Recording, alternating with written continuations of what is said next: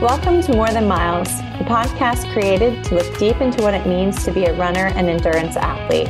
Our episodes are filled with real stories from real runners, elite to the everyday athlete. We bring together healthcare providers, athletes, and dive deep into topics that matter most to runners. I'm Dr. Mihevc Edwards, physical therapist, author, athlete, and complete coffee addict. And I'm Dr. Kacy Seynders, physical therapist, athlete, and pun expert extraordinaire. We're so passionate about changing running culture to improve the health, wellness, and fulfillment of our endurance athlete community. And we hope that these conversations inspire you to focus on putting your health first so that performance and PRs can follow. Now let's get to the show. Hello, everyone. Welcome to More Than Miles. Today we have Kaitlin Goodman on the show. Kaitlin is a professional runner, 4-time Olympic Trials Qualifier, competing in the 5,000 meter, 10,000 meter, and marathon. In addition to competing at a professional level, Kaitlin has coached hundreds of runners through her business, Running Joyfully, to reach their goals and find joy in running. This was such a great conversation.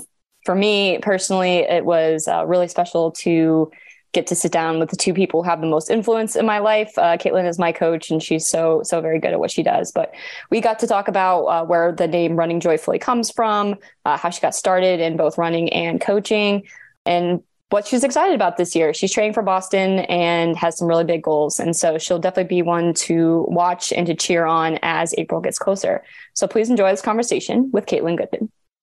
How are you, Kaitlin? I'm great. Thanks for having me, Kacy. Good to see you. Yeah, good to actually see you via Zoom and get to actually have this conversation versus our team calls. So I'm excited for this. This is a treat for me as well. And it's nice for me to meet you, since I hear about you all the time. Because we're always talking about training. And when we talk about training, you're involved. I am lucky to be involved, lucky to be part of Kacy's journey. And yeah, Kacy and I could just talk for hours as we do. And so I'm sure this is going to be a fun conversation here. Yeah. Well, if you don't mind, we love to start everything off by hearing about your running story, and particularly how did you start running and kind of what kept you motivated to keep running after the University of California? My running story starts with my dad. My dad is the high school track and cross country coach at Davis Senior High School in Davis, California, my hometown. And I got running through him, or got into running through him. There was never any pressure or expectation to be a runner. I actually fought it for a long time, even though folks were like, this is the sport you're best at. You probably should do this instead of soccer. Ball skills, not quite your thing. But yeah, my dad was just, if this is what you want to do, you can, join the team. So I was very glad for that opportunity to be able to choose my own path. I could have been a swimmer. I could have been a runner. I could have been a not so good soccer player. But was able to figure out my path into running with the support of my parents. Both my parents are coaches, and they said, do what you love. And for me, that ended up being running. And I ran in high school and then had the opportunity to run at the University of California, Davis, 4 blocks from my house. So went to college in my hometown. You can actually see my parents' house from the 4th floor dorm that I lived in freshman year. So, well, it's nice that you still lived in a dorm. I did live in the dorm. I had separation. My parents said they would treat me as if I was across the country if I wanted that. But I just, came home for dinner and to do my laundry. So it was win-win for everybody. I would definitely come home to do laundry and eat dinner in college if I had the opportunity. That was the worst. Yeah. Broke college students, you're going to be like, Mom, can I, I don't have any quarters. I can't do my laundry. So although I had reason to do my laundry at the dorms, because that is where I met my now husband. So there was, some flirtation going on in the laundry room freshman year, but, borrow quarters from him, strategically forget your quarters. But anyway. I like it. That was a good strategy. It worked out. Here we are, many years of marriage later.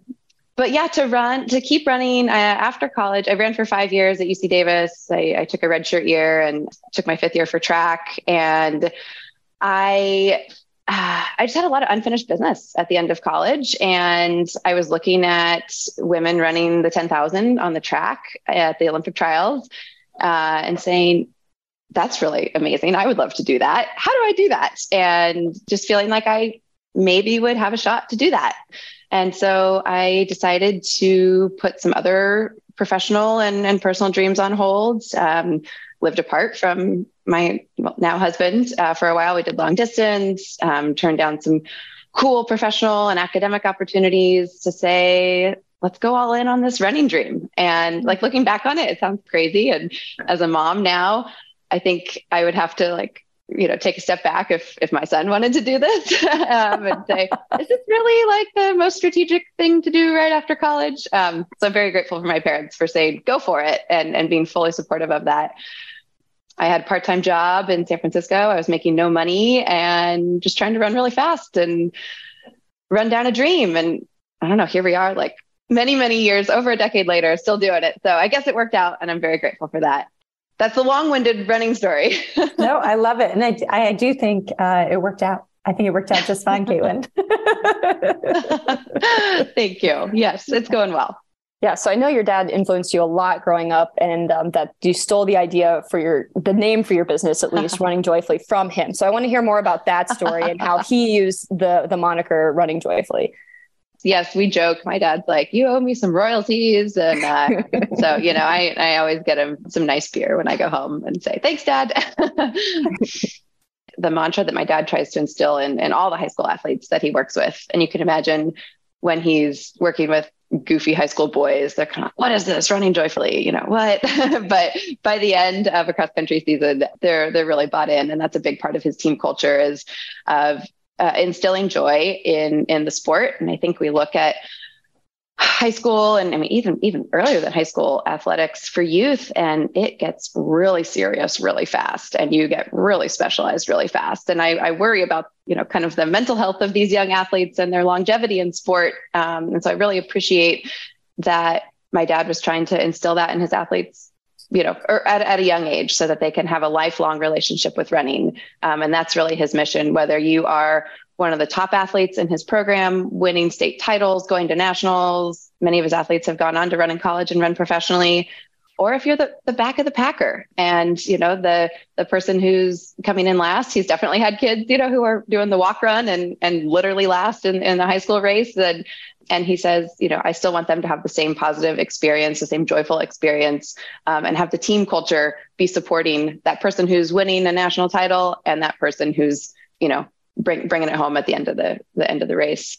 So the story I love to tell about my dad that he always has his athletes do at cross country camp at the beginning of the year. He brings the team, pre-COVID, things have changed a little bit in the COVID era, but pre-COVID, he would bring the team up to Soda Springs, which is this beautiful mountain area in Northern California.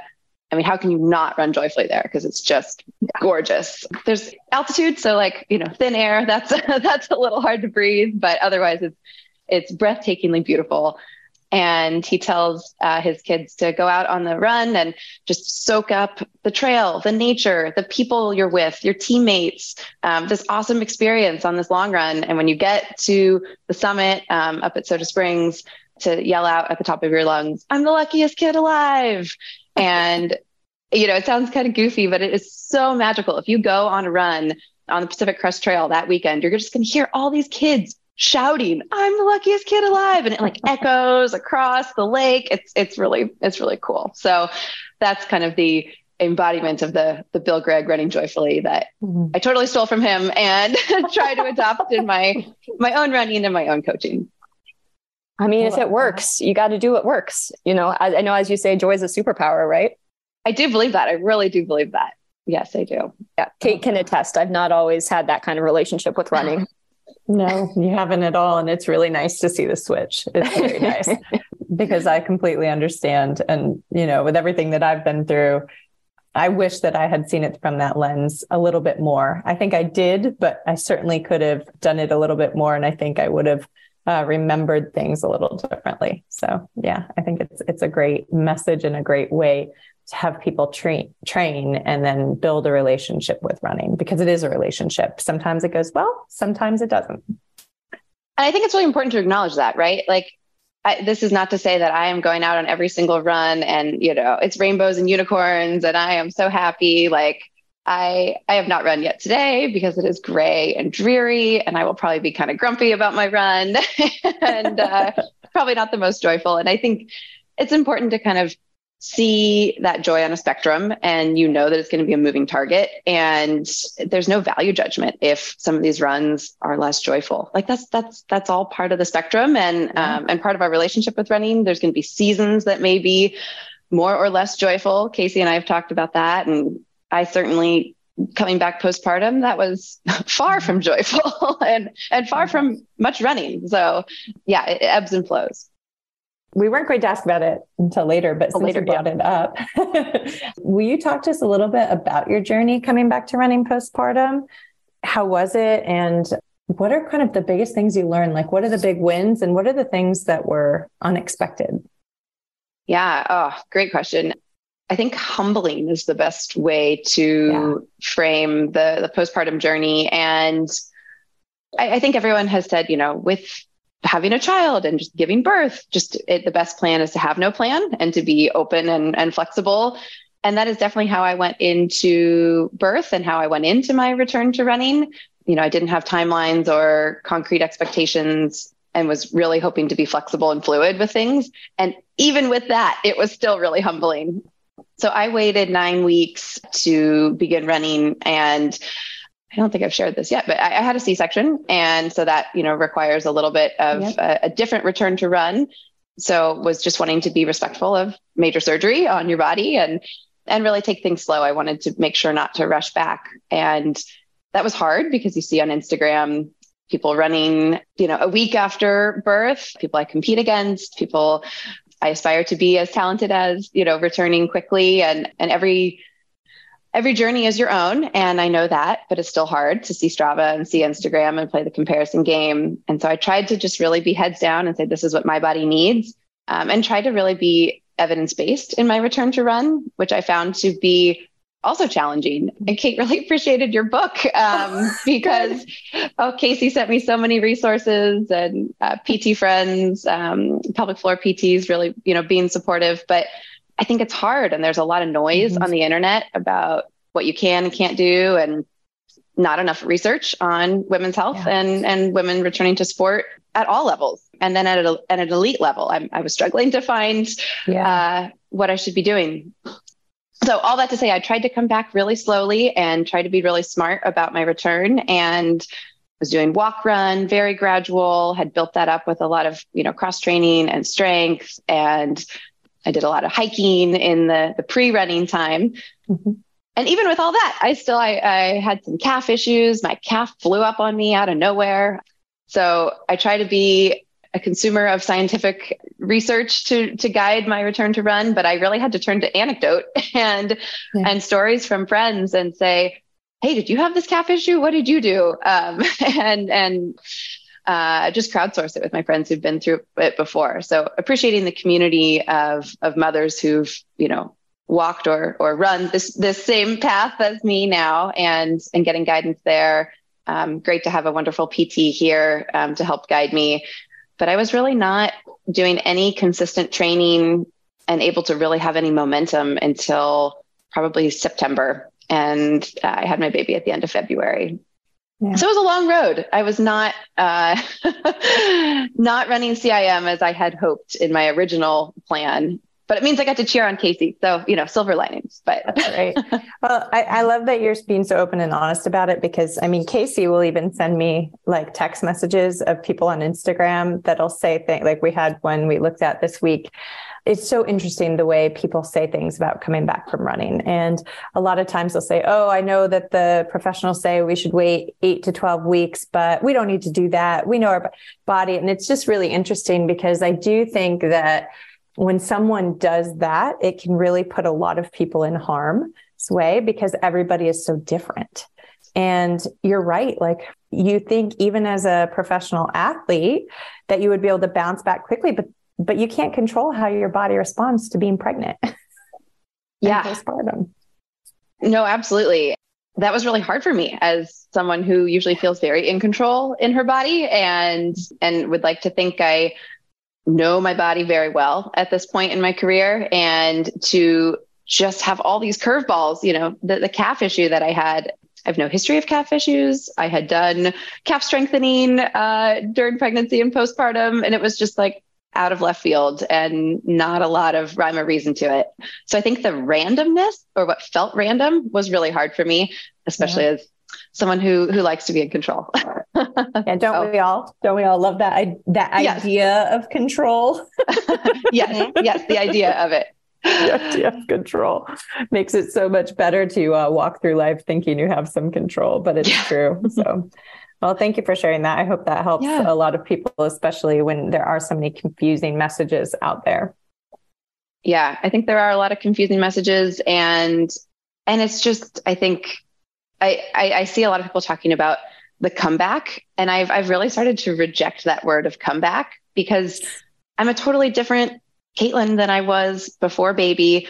And, now where I'm at in my running, almost a year postpartum, I want to dare say I'm better than I was. And so I like this new version of myself. And, that comes, both physically and mentally, emotionally, just what motherhood has done to my running, and in a really great way. So I've really rejected that comeback language, and just seeing this as, there's a return to running for sure, because there was a break in running, but I'm not aspiring to be my pre-baby Kaitlin, the runner. This is Kaitlin 2.0. So. Oh God, I love that so much. It's true. It isn't a comeback. You are a completely different human, and your body never goes back to the way it was before, and neither does your mind, your emotions, nothing is the same. So to the idea of coming back, it's almost like you're coming back from something bad, or it's not. You're moving forward with something pretty incredible. Right. Comeback implies that, there's some negative something in there. And not to say that, motherhood doesn't have, challenging parts, but I don't like to see it as, I was in this, bad place or a negative place while I was pregnant or postpartum. No, that was just a phase of where I was. And this is the new phase that, as a mother, and yes, the body is different. Things don't fit the same way they do. And, those genes get donated, and that's great. And I go on a shopping spree, and that's even more fun. So, but yeah, I don't like the word comeback. No, I don't either. So at all. Rejected. Off the podcast. We're no longer using that word ever again. It's out. It's totally out. That's great. Oh man, the urge to just make pregnancy jokes because I have no idea what it's like, is really hard to shove down at this moment. Oh my God. I know. Are these like dad jokes? Are they? No, these are this is why I just don't want to do it. I don't want to. Okay, we'll move on from those jokes that you're thinking about. Yeah, we need to, because it's going to go downhill real quick. Text them to me later, please. Yeah, I'd also like to know them. Okay, so everyone's interested in this hot content. Okay. So I'm going to completely shift gears here. But I have kind of experienced your coaching philosophy firsthand, but I'm wondering how you would describe it to our audience and to everybody who may be listening. Yeah. So I try to coach the way that I have enjoyed being coached over the years, which is establishing a really strong, robust coach-athlete relationship. I think the relationship piece and being in kind of a high touch relationship, frequent communication with your athlete. That's, the relationship I've had with the wonderful coaches I've worked with over the years, and how I've gotten the most out of myself. And so that's what I try to do as a coach as well. So I really believe in that kind of relationship first and seeing the whole person. Yes, Kacy, you are a runner. You are also a PT. You are also a dog mom. You are also a daughter. You have all these other aspects of your life that are beyond you as the runner. And if I don't understand all those other aspects, I'm not going to be able to help you maximize yourself as a runner. And so I think seeing everything that is involved in someone's life and appreciating that and accommodating that and making room for that in the schedule is the way to maximize not only your performance, but also your joy. That's really something that I try to adopt, from the interpersonal side of things. And I think we do that through frequent communication. I like to know what's going on in your life. I like to be in touch. I don't want to just give you a plan and say, here, go run these miles on Monday and these miles on Tuesday. I complain a lot.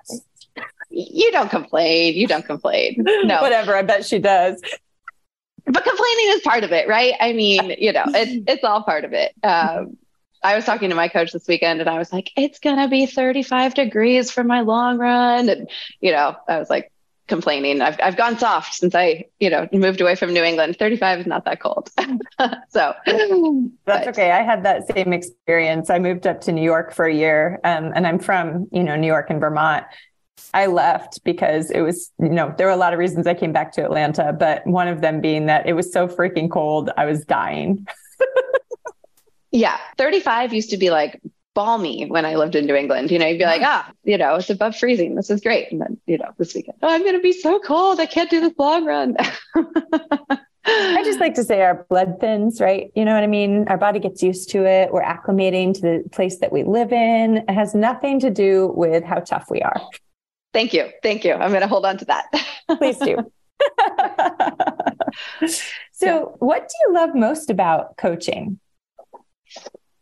I think I love that breakthrough moment where I have known probably for, maybe for a long time or maybe for a short time, but I've known that athlete is ready for the breakthrough. I've seen it in the data. I've seen it in the GPS, in the training, in their feedback. And then sometimes it takes us a little longer to see that in ourselves, see that potential and have that belief in ourselves. And so when that athlete has that breakthrough, and it doesn't have to be in a race. It could be in a workout, but when you see that belief in yourself and you finally do it, and I've known it's coming, like that's my favorite part. That's the win. And it's awesome when it happens in a race, and it's even more fun when I get to be there for the race. So I got to see that with Kacy and our mutual friend Megan had this breakthrough at CIM after 5 years of just, a lot of life happening and COVID and change. And so like to see that come to fruition kind of brings you to tears. It's really special. So that's my favorite part. Yeah, I think that's a good answer. Yeah, I was so happy for Megan. And personally, I'll never forget, like, of course, you never forget crossing the finish line for any race that I think you're really proud of, but you were like the first person I saw. I like looked at my watch, I looked up and you were like there and like so genuinely excited. And it was, it was the best. I think that was like the best moment. And it was. I had waterproof mascara because I have learned at CIM finish lines that not wearing waterproof mascara will bite you in the butt. So pro tip. Yes. Both runners and coaches, waterproof mascara. Oh, funny. So with the athletes that you coach currently, are there any like common threads that you see or things that you're feeling you're constantly having to have conversations about? Yes. And you and I actually had this conversation, Kacy. Mm-hmm. So one thing I am seeing a lot of in female athletes is low iron. And you and I have talked about this from a performance perspective. And again, thinking back to what you're saying about women and running in pregnancy and postpartum, we need more research on this. I've had low iron myself in the past and, understand what you need to do to rectify that and, having regular blood work. But I just was really surprised at how many people I was starting to see a theme. And, these people have nothing in common except that, we are running together with Running Joyfully. They live in different parts of the country, different ages, different lifestyles, and everyone kind of coming up with some lower iron. So that's been something I've been seeing that I really want to make sure athletes are getting ahead of. And I know that's really important to you guys as practitioners as well, so that we can not be having those runs where you feel like you're like running through mud and everyone else is like running on a pristine track and you're like, just trying to claw your way forward. And if we can just get ferritin levels to an optimal level for performance, you're running that much better and you feel that much better. Anything else in terms of common threads, or it could be anything from like things that athletes are struggling with or big triumphs they're having, or even attitudes and beliefs? Definitely. Yeah. That's a lot more fun than, getting your blood drawn and talking about iron. Well, no, iron is really important. And actually we had to do a whole session on iron with our sports dietitian for the track club recently, because it is such a hot topic. And it's one of those things that kept coming up. So you're right. Like it's everywhere, but I don't know if it's because we understand it more now. We're able to identify it more, which is probably what it is. Or if it's just something that's, I don't know, trending based on the types of food or diets people are doing. Yeah. I think it's so specific. Yeah. I think it's more specific for athletes too. Cause like if you get your blood work done just at your PCP or whatever, they don't give you a ferritin level. They don't give you a detailed iron panel, which is a really important value for athletes in addition to like the iron. So maybe if you have low iron in your CBC, but they're like, oh, you're fine for a normal person, but an athlete's going to be different. And so, I mean, the fact that you don't even get a ferritin level in typical healthcare, I think says a lot about what we know about it, right? I agree. 100%.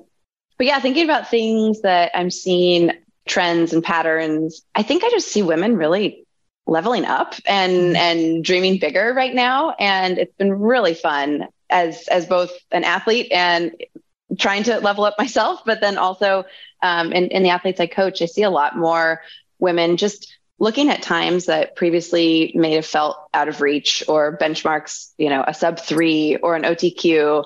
And even after they've moved the OTQ now to 237, people just kind of saying, yeah, okay, that's the new number. Let's do it. And we were like 2 days of complaining. And then women are like, all right, we're going for it. We're going to do it. Totally. That's right. Totally. I see this maybe as in part, through social media, people are just seeing more women who are like them going for these big goals and saying, yeah, why not me?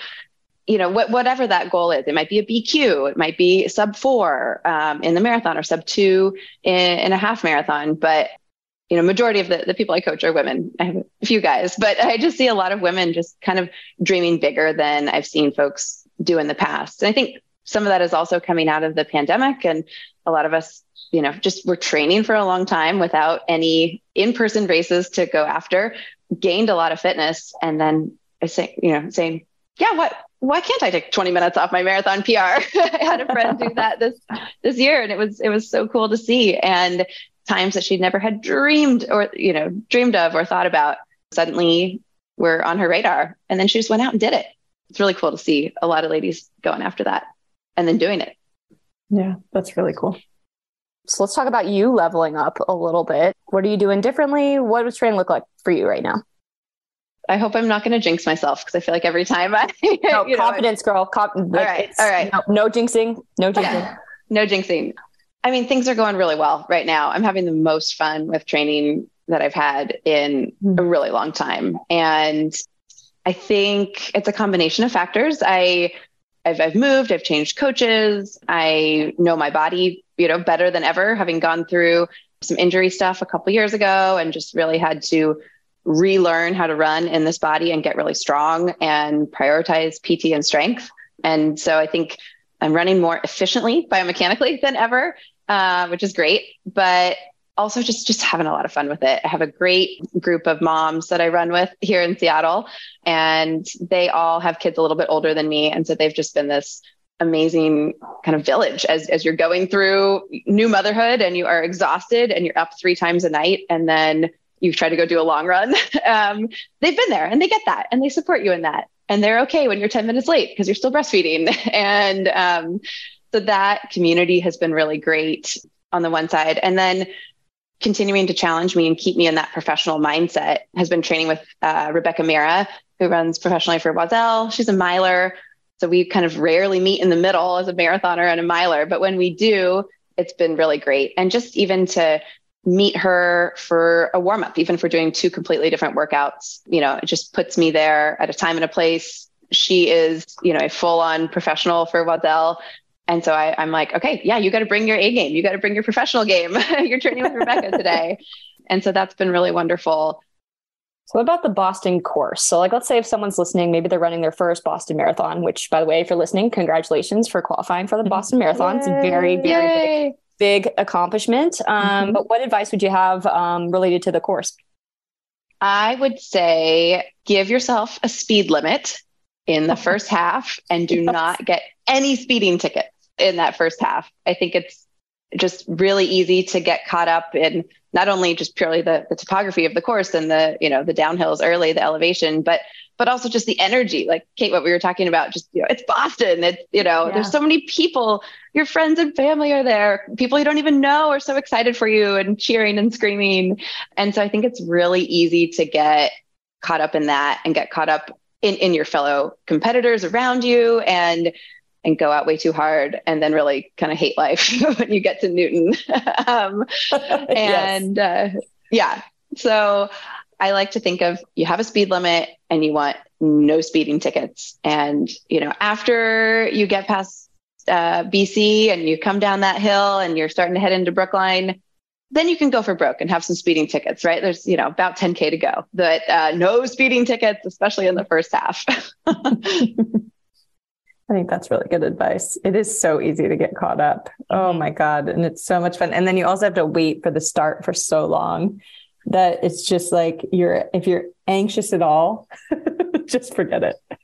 Yeah, no, I mean, and that I think is, it's a later start, right? And you've got to think about your eating and have a second breakfast because it's not a 7 a.m. start time. And yeah, I think that's a really important. You got the long bus ride out there, you got time in Athletes Village, and yeah, time to kind of just let your nerves kind of ramp up. So bring a nice, calming, meditative podcast or so, just be chill in Athletes Village. Save all that for after Boston College. Good advice. One of my college professors lives right near the starting line. So I used to always go see her. And then I have another friend from college that has a place right by the starting line. So that was always really fun to kind of meet them right as I'm going into the corral. Oh, amazing. Yeah. Use their bathroom and, That's right. Pictures, bathrooms, and hugs. Exactly what you need. Exactly. Yeah, the essentials, right? That's right. That's great. I've only run the course once, and the other times, it was mostly just messing up the first part or just not being ready for the hills because I was training in Florida. So it's definitely a challenge. It's a fun little puzzle to try to solve, though. I know we were talking about it being a puzzle last week, and that's how I'm kind of approaching it. Is you have to approach it differently because it's just its own beast. Mm-hmm. Totally, and I think you can't do all your workouts on a flat bike path if you are training for Boston. And like, you really do have to tailor your training and get creative. If you're in flat Florida or Davis, where I'm from, literally no hills, like you've got to either drive to some hills or find some bike overpasses, or I think one of the Nordic Track treadmills has like the Boston course so one of my athletes has that. So she's just on the treadmill all the time, taking advantage of it. But you definitely have to train for the course, both in your run training and from a strength perspective, as Kacy, as we've talked about, getting ready for it. It's a good reminder to me to make sure I'm doing that myself. Yeah, I want to make a video about downhill running form for Instagram. Oh no! Oh, I can't wait. No, Kate, here's the issue. I need to recruit someone who's willing to ride on a bike next to me downhill. I'll do it. Let me practice this so I don't wipe out, but I'll wear a helmet, please. I don't know if I trust you, Kate. What? You think I'm going to crash? To video and ride a bike at the same time? I don't know. I can do it. We could mount the GoPro. I was just going to say, we could do the GoPro on the side of my helmet while I'm driving forward. And you keep your eyes straight ahead. Yeah, no crashes. I will ride my bike straight ahead and I will put the GoPro on the side of my head. I'm going to make you do it now. You offered. And then we should have someone videoing us doing it because it'll be hilarious. That's the video that's going to go viral. Right. Influencers in the wild. That's right. Influencers in the wild. I don't think we'd be called influencers, but it's certainly funny. And I think it's a great idea. Yeah, we definitely need to. It's something that I've talked about, for years, for people getting ready for Boston, is getting ready for that downhill. Because, people are going to kill me for saying this. And I didn't think that the Boston course was particularly difficult overall. I think that the course, the way that the course is laid out is what makes it difficult. I think it's because you have to really control how you're going, and you have to, like you say, don't get a speeding ticket in the beginning, and you have to train for that downhill and that kind of eccentric work on your muscles. And if you do that, the rest of the course, I don't think the Newton Hills are that bad if you didn't have a bad first half. But if you crushed it in the first half, then they seem horrible. Yeah. It's all about the execution, right? And you look at when people have really run well on that course. I go on to Strava and look at all the people's Strava performances. I have Steph Bruce's recent Boston up, on one of my many tabs here, and looking at how she paced it and how she split it. And yeah, people are not banking time in the first half. That's kind of a 1 in a million if that works out for you. Yeah, definitely. Well, awesome. Well, Kaitlin, thank you so much for coming on today. And I feel so glad that I finally got to see your face and actually talk to you, because I felt like I knew you a little bit with how much Kacy kind of talks about, what you guys are doing. So thank you. Yes. Well, it's wonderful to, see you in person, having read your book through pregnancy and postpartum running. So great to do this. And Kacy, thank you for facilitating the intro and all the great questions. This was super fun. Yeah, super fun. We'll talk soon. Thank you so much for listening today. We are so happy that you're here. If you enjoyed this conversation, share it with a friend. Even better, share it on social media, because sharing is caring. And the more people we can reach, the better. Another way you can help us out is by leaving a review on Spotify or Apple Podcast. So give us those 5 stars and tell us how awesome we are. Really, we love to hear how awesome we are. To support our work financially, you can also join our Patreon squad at patreon.com/morethanmiles, where for a few dollars a month, you can help us keep the show going and growing.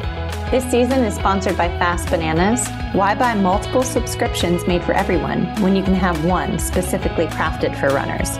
Fast Bananas has online yoga classes, strength training programs, meditations, recipes, communities to ask questions, and so much more. Check out Fast Bananas at fastbananas.com or follow them on Instagram at fastbananasrun. Don't forget that training is so much more than miles.